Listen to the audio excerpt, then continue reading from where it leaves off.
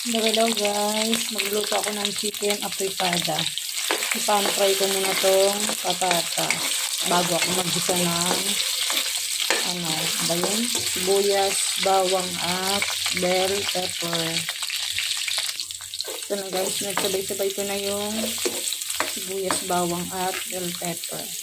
Tinabi ko muna yung pinan-fry kong patatas. Igigisa muna tayo nito.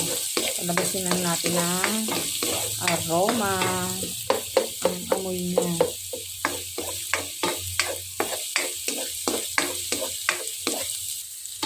Malabas ang amoy niya. Nalagay ko na yung chicken. Lain na lang yan. Ripak na ang kaunti ito. Yung ma-brown-brown lang. Tapos nalalagyan ng paminta.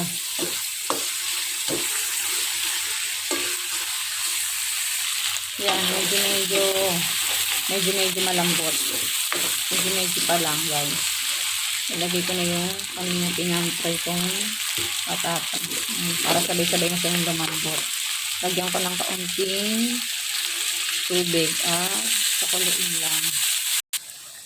Lagyan ko siya ng kaunting toyo at kaunting asin at paminta. Hindi pa pala nalagay sa lalagyanan to. Yan, nilagyan ko na guys ng tomato paste ko para lumapot ng kaunti yung sabaw at mamula-mula siya ng kaunti. Yan, konti na lang to guys, konting kembot na lang. Maluluto na ang aming ulam. Pananghalian hanggang hapunan na to. Palambutin na lang ng konti ang patatas. Ready to eat na po guys. Let's eat na. Thank you.